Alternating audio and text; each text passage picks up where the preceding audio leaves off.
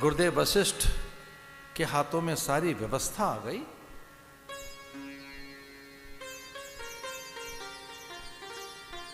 तैल्य में शव रख दिया गया, क्योंकि इसका संस्कार कौन करेगा? इस देह का दाह संस्कार अथवा अंत्येष्टि, इष्टि कर्म कौन करेगा? भारत की संस्कृति कितनी महान है। हम अंतिम संस्कार को भी अंत्येष्टि कहते हैं। अंत्येष्टि, इष्टि, इष्टि कहते हैं यज्ञ को। अंतकाल में भी जब अग्नि संस्कार किया जाता है तब पंच प्राणों का आह्वान कर, पंच प्राणों की आहुति देकर, अग्नि का आह्वान कर और चिताग्नि ली जाती है। उसमें से सीधे सीधे चिता को अग्नि नहीं दी जाती, पहले अलग से अग्नि का आह्वान किया जाता है। सुचिता, एक सुचि अग्नि लेकर और देह को सुलगाया जाता है, सीधे चिता को अग्नि नहीं दी जाती। अंत्येष्टि संस्कार पर कौन करे? इसका अधिकार तो पुत्रों को है, पुत्र कोई पास नहीं। इसलिए काष्ठ की नाव बनाकर उसमें तैल भर दिया गया, विविध औषधियां, जिससे देह सुरक्षित रहे, देह विद्रूपित न हो जाए, उसका आकार न बिगड़ जाए, उससे विकार न हो जाए। अमृत ही तो है देह, तो विविध पदार्थों से देह की रक्षा की जाए।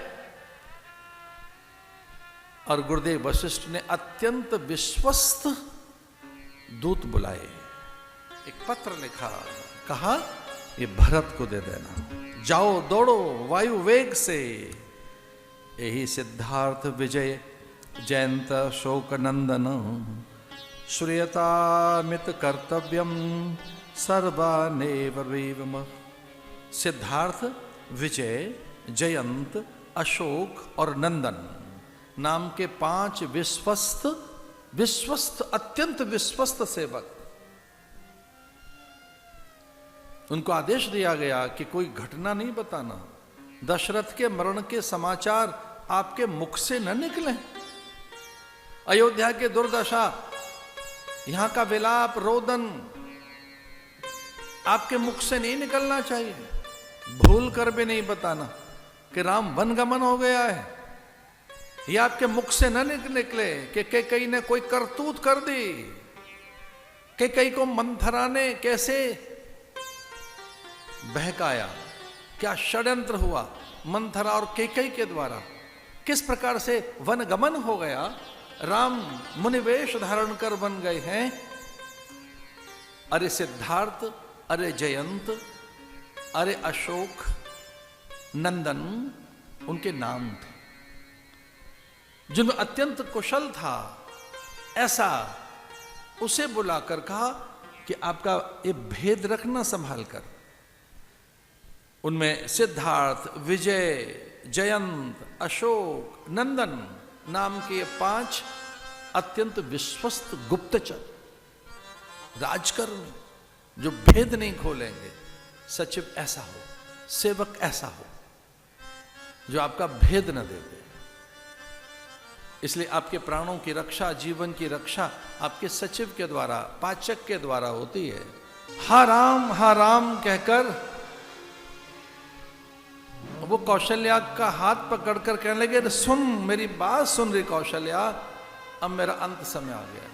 हार गुनंदन प्राण प्रीत, हार गुनंदन प्राण प्रीते, हार गुनंदन प्राण प्रीते, हार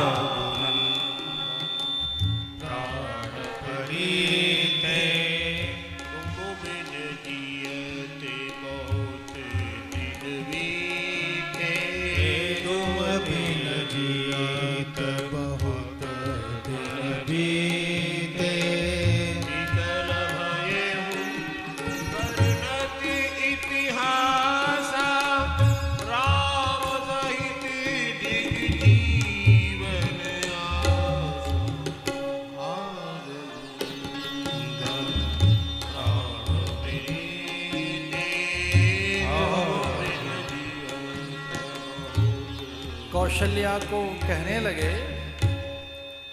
यदाचरति कल्याणी शुभम वा यदि वा अशुभम तदेव लभते भद्रे कर्ता कर्मजमात्मनः कर्मज आत्मनः।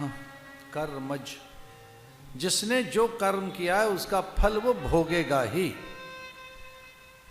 यदाचरति कल्याणी शुभम वा यदि वा शुभम अशुभम, शुभ अशुभ कर्मों का फल तो मिलता ही है। और मुझे अब मेरे अशुभ कर्म का फल मिल रहा है, मैं देख रहा हूं मैंने किस प्रकार से मुनि कुमार के प्राण ले लिए। अंधे माता पिता की सेवा में लगा एक तरुण, किस प्रकार से मैंने शब्द वेदी बाण के द्वारा उसके प्राण ले लिए, उसकी हत्या कर दी। वो अंधे माता पिता को कदली छांव में बिठाकर, वो बहुत प्यासे थे,